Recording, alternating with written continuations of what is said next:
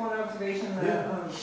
I mean, I'm sure for somebody who's really confident and well practiced in their own self-defense technique, that you do actually have the space to bring in a bit of thought and intellect into it. But for most of us, I mean, in terms of survival, us as an animal, if we stop and think about a situation, we're going to lose, because the actual amount of time that it takes to bring a cognitive process into it when you're actually in a You're talking about experience. a physical confrontation. Yeah, I mean, we're talking about self-defense right now, and I think for most of us that would not be, you know, it wouldn't look like a martial arts movie. It would look more like, I don't know, I remember watching ESPN with my son where it's there going were to be a these mess. football players. Yeah, it's You a know, total there are mess. these two burly guys, Yeah. and it looked so chaotic. Yeah. It doesn't look at all like it any fight I've never- ever seen, because they're It's all going to be a movies. mess. Right. But right. what a class teaches you, and this is back to that idea of practice.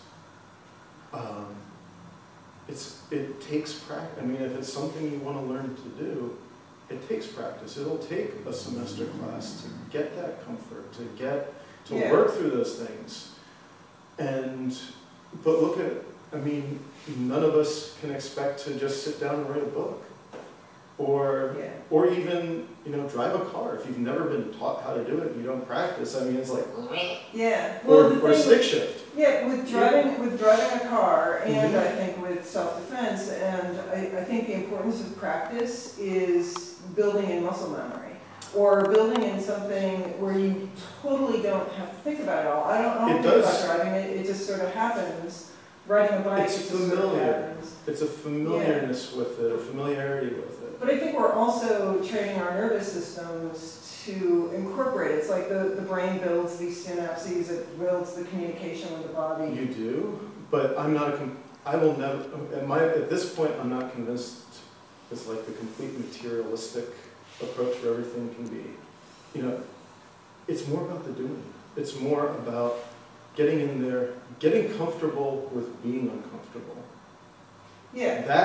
That is going to help people out in a self-defense class more than activating pathways. It's this idea of, oh, okay, I'm uncomfortable. I've been here before.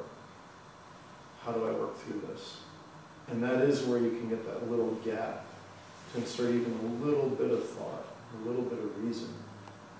And it's hard. It takes practice. I mean, but from teaching, I can say I've met teachers that are like, okay, in order for me to teach, I need to come up with every single possible question that any student will ever ask ever on this topic. And they lock it up because they've built this really tight framework. What I've ended up doing from teaching is learning how to burn things to the ground and build them up really fast. Where it's like, oh, I don't know. Okay, go back to the basics and what does that tell me? And you learn together. And I think that is, it depends how a self-defense class is taught. It depends how any class is taught. And what you find out is, no matter what self-defense class you take, there's going to be unfamiliar situations. But then you start really kind of thinking things through, and you learn that just because you're panicking doesn't mean that you lose that aspect of yourself. And that does take like a good 16-week class to do. Yeah. I think the big thing is, and I think Arthur really started hammering in on it, self-defense. I mean, what are we really defending at that point? And a lot of these terms, stress management, self-defense, they're kind of clunky terms because you're focusing on an absence. And what you're really trying to do with a lot of these teachings is build in more of a presence, more of working with what you have, working with your abilities, rather than focusing on the negative. Fred, I used this before you came in, quote that I'll never forget that you gave me is, you know, you can't, when are people going to learn if they can't dig their way out of a hole? And I think that's what we try to do with self-defense, with the stress management. You start focusing on the stress. You start focusing in on, oh, I'm defending myself, but there's this interaction going on. Stress is an indicator, from what I've been able to tell in the last 20 years of researching stress, it's an indicator of a lack.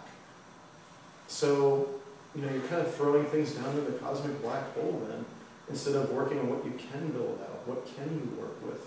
And then that hole, the bigger you get, the hole stays about the same size, maybe it gets a little bigger, but in proportion.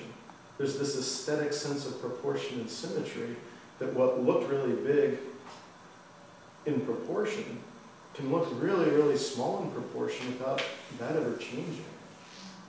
So building that knowledge, not just knowledge, but true understanding.